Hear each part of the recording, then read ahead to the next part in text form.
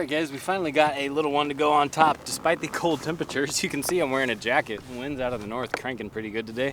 I'm out on the Mississippi. It's like 60 something degrees in early August, which is basically unheard of. Anytime I've ever come up north after July, it's been like 90, 100 degrees. And I'm actually cold, legitimately cold. I was yesterday too, out on the St. Croix, which you won't be seeing because I was an idiot and left my camera on time-lapse footage for the entire day. So lost a bunch of that, but in any case, we're gonna hopefully make up for it out here on the Mississippi River. This is a stretch of the Mississippi that I know fairly well. It's not one that I've spent a ton of time on, but I have floated down through it and I have gone up like I'm gonna go up today. So I hope to be catching some big smallmouth, hopefully a big muskie. I would even take a big pike, have a little bit of fun out here. I do want to try to find a pattern out here on this big river and talk about what I do when I'm attacking a body of water this large and seems so intimidating, so that you guys can potentially go out on your big rivers and have a successful day as well.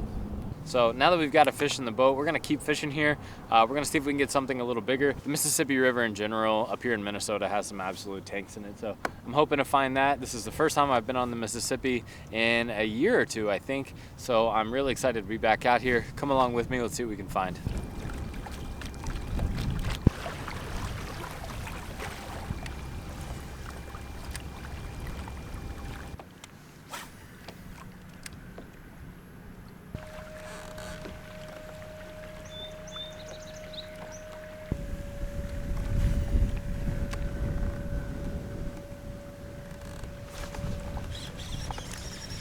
Oh, it came off. We've got most of the current is out here to the left. There's actually still pretty good flow right here, but it's reduced. So if you look out in the main channel, that's moving pretty good. That's much faster. This is a little slower, and then the closer we're gonna get up there, it's gonna get even slower and even potentially slack way up close to the bank. And that fish was halfway back. So again, not too different from that first fish we caught. So we'll keep concentrating on these areas that are a little further back from the current break in a little bit of reduced flow. This is not slack at all, but this is slower water. And he was kind of right here to my right. There's grass that comes into the water, hit it good, and I guess I just didn't get hooks in him. Came off, was a good fish. We'll never know what it was. I'm happy to get a bite. Let's keep going.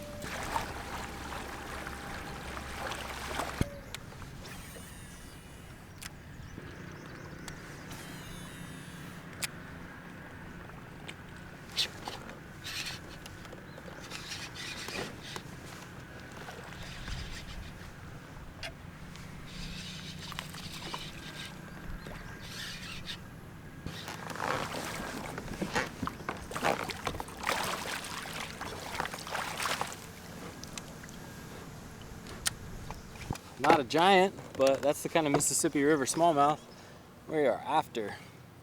It's a good fish. Nice one to start the day. Little 18er. So if you notice, that fish was not tight to the top up there. It was about halfway back, similar to the other bites that we've gotten.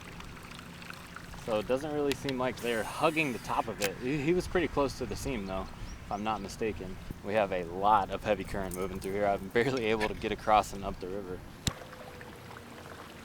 So looking up ahead, we've got, I'm gonna repeat myself here, but very similar setup. We've got very, very heavy current out in the main channel. We have reduced flow here, and that's what we're actually fishing. We're fishing reduced flow, and the current seam that marks that change in flow. So we're gonna fish to the left of this really heavy stuff. We're gonna start further back, we're gonna work our way up, but the fish, for the most part, have not been positioned up towards the top. Yeah, we've only gotten a handful of bites, but that's enough for a tentative pattern. And as we go forward today, we'll continue to modify our theory and think more about what they're doing today.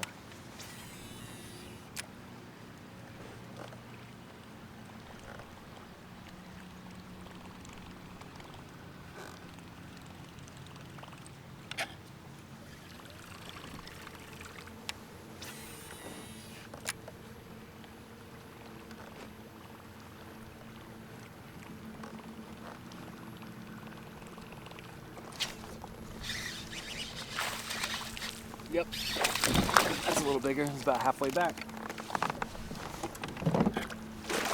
Stay on, buddy. There we go. A little fired up today. Another nice one. A little bigger this time. Yep, that one's shy of 19. It's about an 18.5-inch fish. Not bad.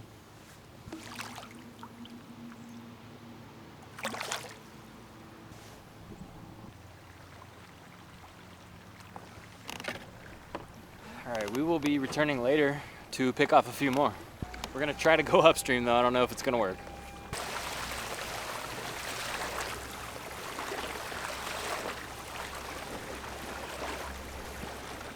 Yeah, we're not really moving. Still not really moving. I think we're gonna have to shoot over to the right side and probably drag up some shallow water, which I don't really want to do because the water's 68 degrees. I don't want to get my feet wet, but I guess that's the price we're gonna pay. So if you're planning on going out on the Mississippi, you've never been, or even if you have, wear a life jacket. This water is so fast.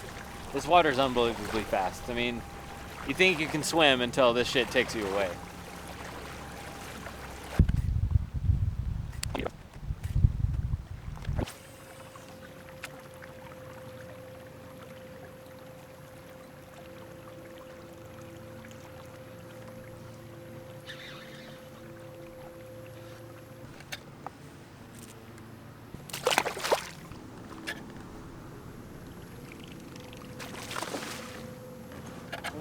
Holy crap.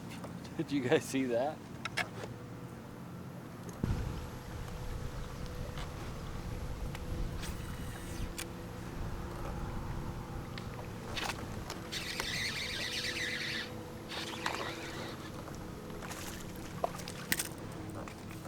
Smaller fish, but he was on the top side of the laydown. As we're fishing wood, we always need to be thinking about how the fish are orienting not only to the wood but to the current. So personally, later in the year, I tend to start finding them on the top of wood. Earlier in the year, I tend to find them on the backside. It doesn't mean that they're not feeding on the backside, but definitely when they get up on the front, it seems like they're in a much more feeding posture. So as we work along here, we're gonna make sure that we hit the tops of wood cover. We'll still check the back, but the tops of wood cover with a little bit of current coming across it, that's what we're gonna go with, because that's what we just caught that last fish on.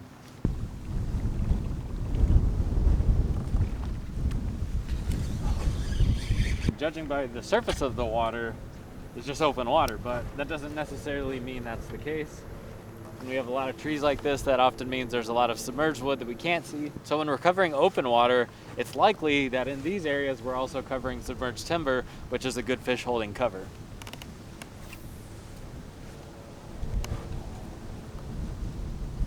I'm getting the feeling though that they are fired up and ready to go today.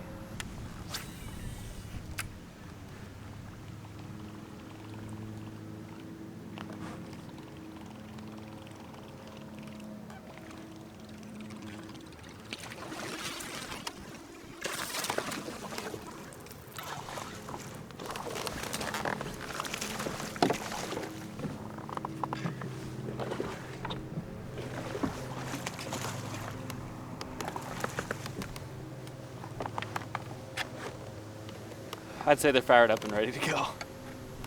We had a pretty significant rain in Minnesota a day or two ago, day before yesterday, and it's got the river up here. It is not usually this high in August. Usually you can see a lot of rock sticking up out here, but it's flowing good. We got higher flows, we got higher levels. It's got them turned on. Another 18 or so, I think.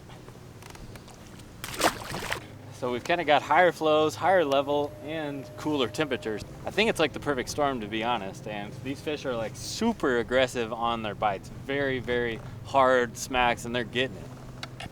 Unless you're a pike, of course, because they suck at aiming. So we've got a current seam up there. It's out to my left, so we've got reduced flow here. And once again, that fish was pretty far back off of the top. Not tucked super tight to any sort of current break or current seam. If I had to guess, there's probably some, it's either rock cover under here, but also some submerged wood. I'm guessing that's what he was holding on.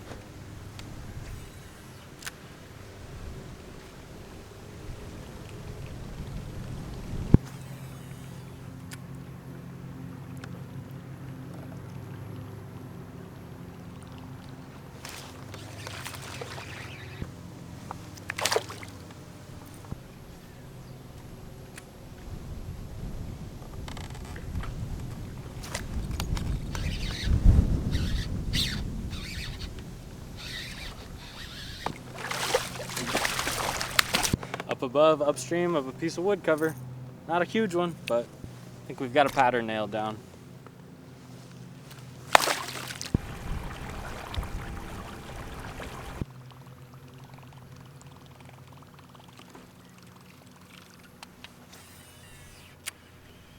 So the biggest difference between this current seam and the previous ones is that this has a lot deeper water right along the seam, 5 or 6 feet, whereas the others were 1 to 2.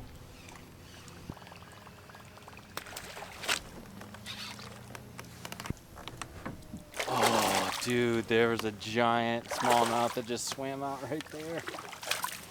Oh.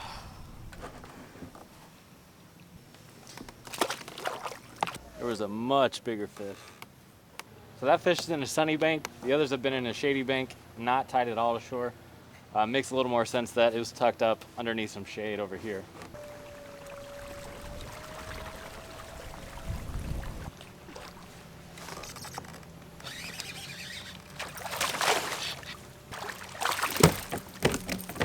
I know the sun isn't out right now, but did you notice that this bank was a shady bank, and didn't you notice the positioning of that fish? Way off the shore, not super tight. Not a bad one.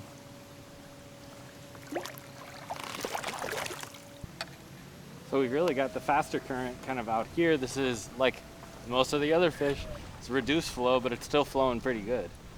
So we've got a seam that's mostly right in here, and then this is gonna be that reduced flow water. So he was in where it was a little more shaded, out off the bank. And if we look at where kind of the current seam starts compared to where it ends, we're about halfway down. My guess is that we're gonna be able to find one on the top side of one of these trees.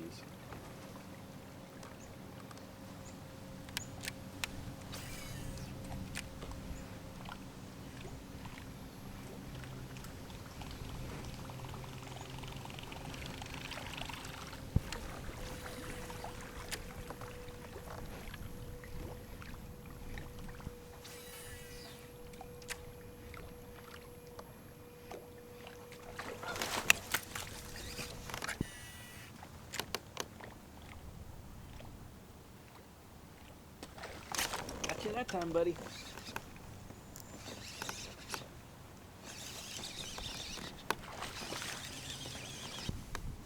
All right, but as we are floating downstream, let's just recap the lessons for today.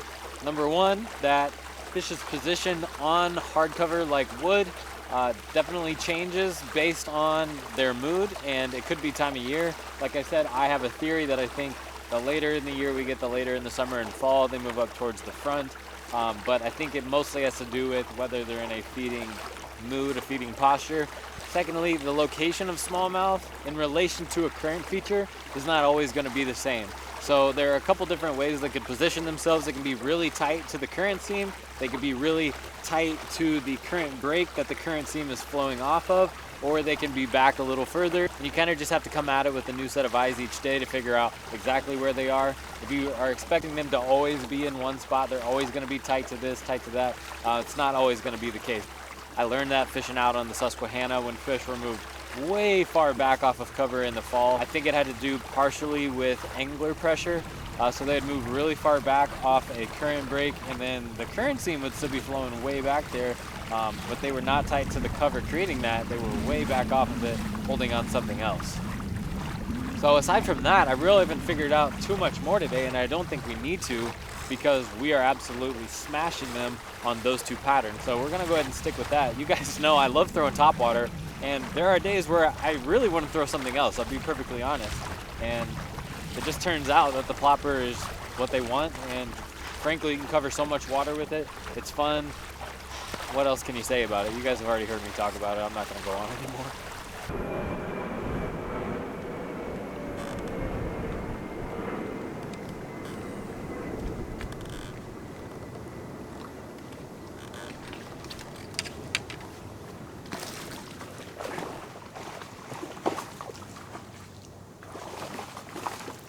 Another one came up, tried to steal the bait. He's still doing it.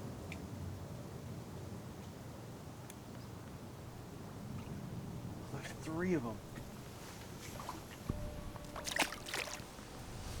And yet again, look at where we are. We have a current seam that starts way up there because we have a really big turn.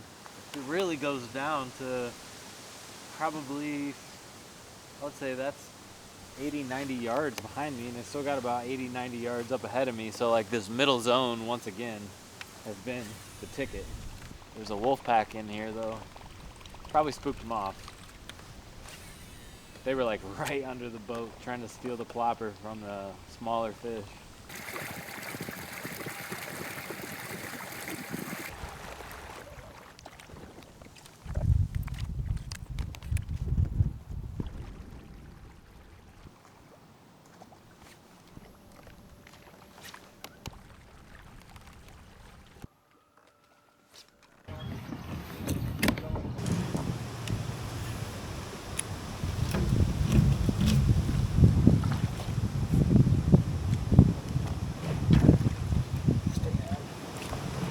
Bigger. Yeah.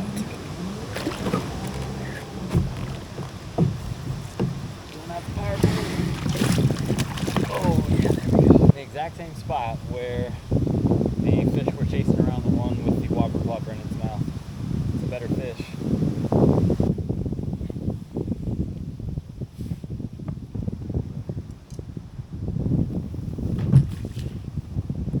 That one was just shy of 20, 19 even.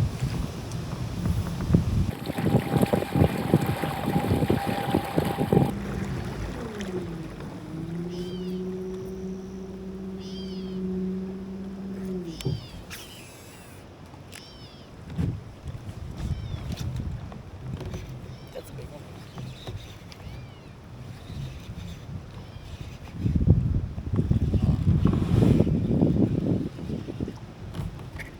It's a largemouth.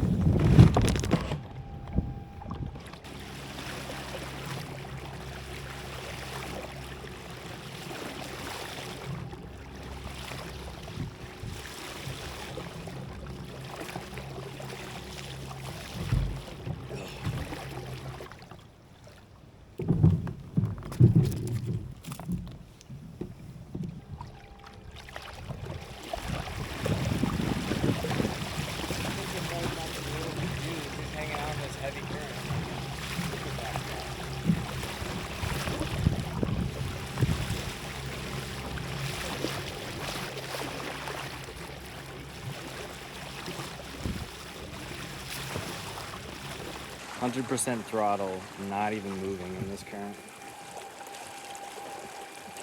Cranking.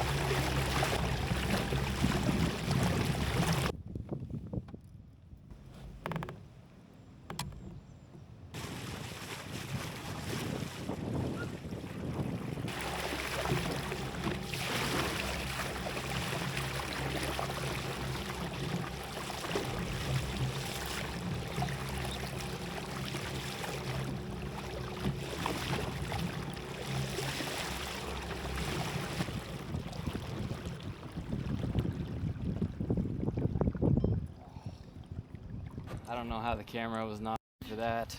I made the absolutely perfect cast. Holding out in that super heavy current. That's a real shame.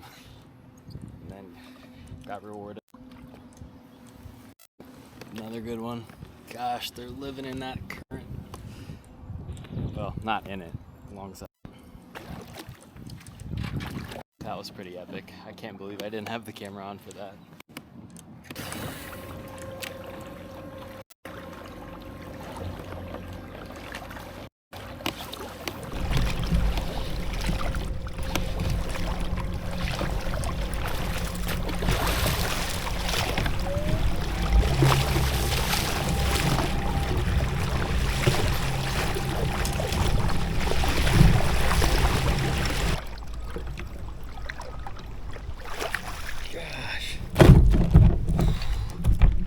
Find them in this current is insane.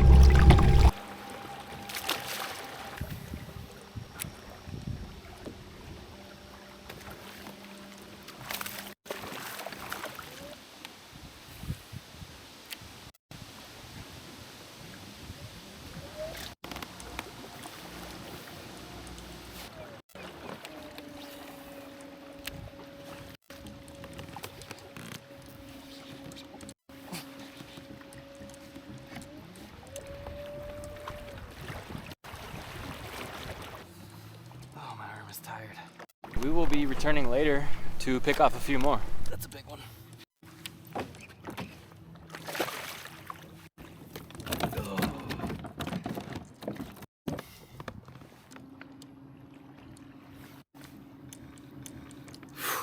Oh my gosh. Oh, I can't even hold it up. My arm is so tired. That is insane. I could go back through there and do it again. I really think so. That's a nice fish.